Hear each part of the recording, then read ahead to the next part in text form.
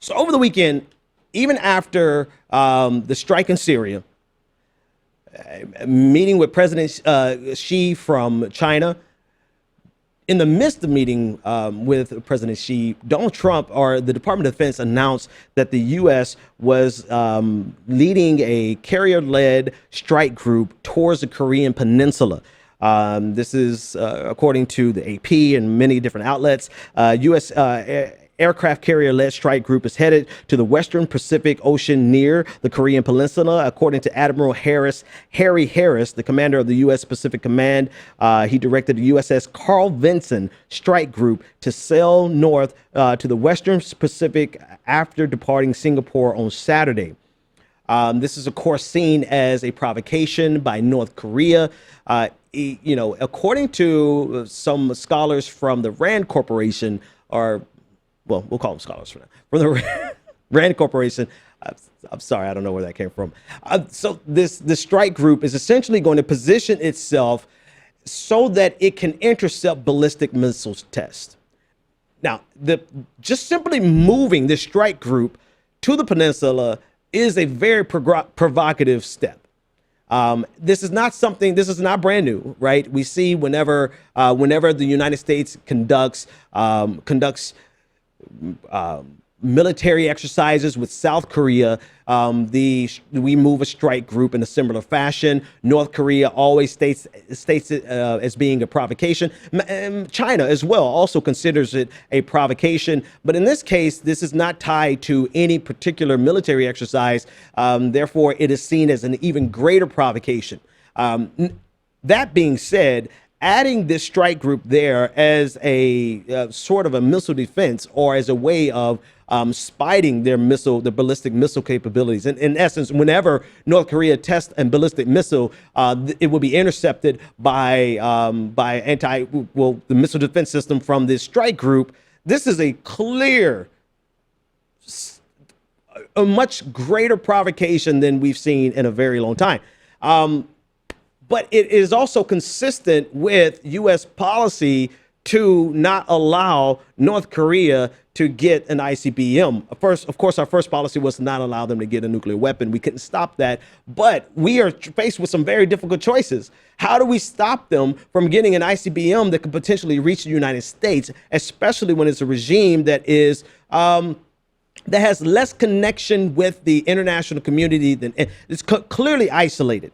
An isolated regime with a nuclear weapon is not like something that we've dealt with in a very long time, if at all. And so for us to stop them from getting an ICBM that could reach the United States is clearly directly in line with what the Department of Defense and any administration, but definitely the Trump administration, is going to allow.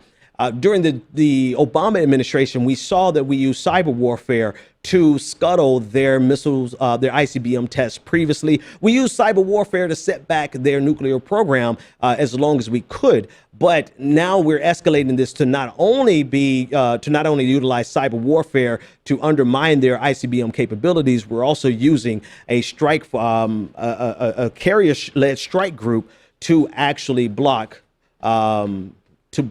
their missiles. Now, this is an image that comes from the U.S. Navy Institute and shows you what the strike group consists of. It consists of the nuclear-powered, conventional-powered aircraft carrier. It consists of a replenishment ship. It consists of a series of destroyers, ships that are equipped to anti-aircraft capabilities, and it also consists of submarines. So this is a fleet that's prepared to carry out its mission, to be replenished, to take out any aircraft that attempts to attack it. I mean, what do you say about the capabilities there? I'm more interested in where it goes from here. How does China look at this? Particularly China, right? Because China is the regional hegemon there. China is is the nation that clearly would be would have the capability of putting pressure back on the United States over and above any threat from North Korea. So it's very curious what kind of conversation did Donald Trump have with President Xi over the weekend? Was this discussed? Were any ramifications discussed? Nothing much really came out of President Trump's Mar-a-Lago visit with President Xi, but this was happening simultaneously. So it would be surprising if this did not come up in conversation. Last but not least about this, it really goes to the question of what are we going to do with a nuclear power? What are we going to do with a North Korean nuclear power that potentially has the capabilities of reaching the United States of America? This is a very interesting and important question, practically, but also let's just intellectually or academically. This is a question that I'm not going to try to answer tonight, but it's a question that I would also lay at the feet of progressives, because most of the perspective that I see from progressives across the country, the people who I talk to, quite a few, leading voices in progressive circles, is one of not only non-interventionism, but respecting the sovereignty of another nation. But what happens with the sovereignty of that other nation potentially undermines our sovereignty or Japan's sovereignty.